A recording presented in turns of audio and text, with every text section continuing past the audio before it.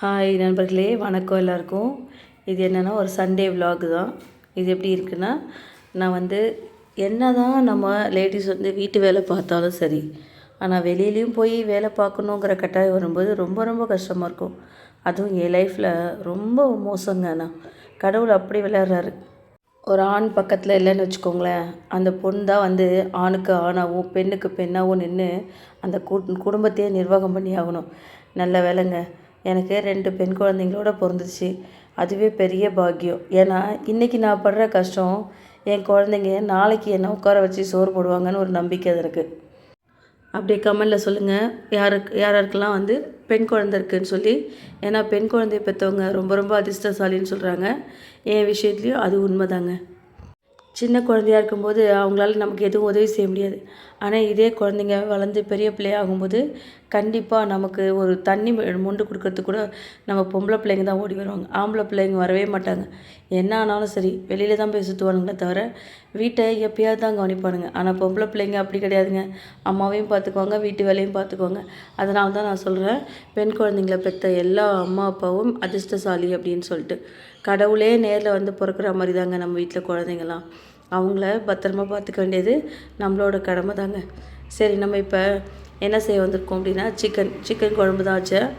இது ஒரு Sunday. பாப்பாங்களுக்கெல்லாம் Sunday தான் நான் நான்வெஜ் எடுத்து கொடுப்பேன். போயிட்டு காய்கறியெல்லாம் வாங்கிட்டு வந்துட்டேங்க. ஏன்னா நம்ம வீட்டில் ஹஸ்பண்ட் எல்லாம் நம்ம தான் போய் எல்லாத்தையும் வாங்குற மாதிரி இருக்கும். ஸோ எனக்கும் அதே சுச்சுவேஷன் தான். அதனால் போனால் பிள்ளைங்களை அழைச்சிக்கிட்டே தான் கூட போகிற மாதிரி இருக்கும். 2 பிள்ளைய வண்டியில் உட்கார வச்சுட்டு அழகாக போய் நெக்ஸ்ட் டே மண்டேலேருந்து ஸ்டார்ட் ஆகுமா, அதனால் காய்கறி எல்லாத்தையும் வாங்கிக்கிட்டு அப்படியே சிக்கன் கடையில் போய் ஒரு மணி நேரம் நின்னாதாங்க சிக்கனே கிடைக்கும். நான் போய் வாங்குகிற கடை ரொம்ப ஃபேமஸான கடை. அவர் கறி வாங்கினோம்னா அவ்வளோ நல்லாயிருக்கும். நல்லா டெண்டர் சிக்கனாக கொடுப்பாங்க.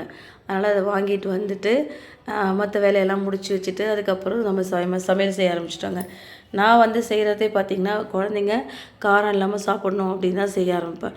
ஆனால் என்னையும் அறியாமல் எப்படியாச்சும் கொஞ்சம் காரம் அதிகமாகிடும். எனக்கு நாக்கே செத்து போச்சு. கொஞ்சம் கூட காரம் வச்சுன்னு வச்சுக்கோங்களேன், பாப்பாங்க சாப்பிட மாட்டாங்க. இந்த தடவை நான் செஞ்சுருக்கிறது பார்த்திங்கன்னா, தேங்காய்லாம் ஊற்றி நல்லா சூப்பராக இருந்துச்சு. சாப்பிடும்போது நல்லா இருக்குது பிள்ளைங்கன்னு சொன்னாங்க. பெரிய பெரிய சிக்கனாகவும் போட்டு கொடுத்துட்டாங்க. நான் என்ன பண்ணிட்டேன், எல்லாத்தையும் குக்கர்லேயே தாளித்து விசிலை வச்சு விட்டுட்டேன். அப்போ தான் ஒரு 6-7 விசில் வந்தது அப்படியே பஞ்சு மாதிரி வெந்து பிச்சுக்கிட்டு வந்துச்சு பாருங்கள். இது சாப்பிட்றதுக்கு ரொம்ப டெண்டராக இருக்கும், டேஸ்டியாகவும் இருந்துச்சு. இந்த சண்டே இந்த மாதிரி தான் எங்கள் வீட்டில் போச்சு. உங்கள் வீட்டிலலாம் இந்த சண்டே ஸ்பெஷல் எப்படி போச்சுன்னு கண்டிப்பாக கமெண்டில் சொல்லுங்கள். அப்புறம் நான் இப்போ செஞ்சுருக்க சிக்கன் எப்படி இருக்குன்னு பார்த்துட்டு சொல்லுங்கள். நீங்களும் உங்கள் வீட்டில் இந்த சிக்கன் குழம்பு செஞ்சு பார்த்துட்டு சாப்பிட்டு டேஸ்ட் எப்படி இருக்குன்னு கண்டிப்பாக கமெண்டில் சொல்லுங்கள்.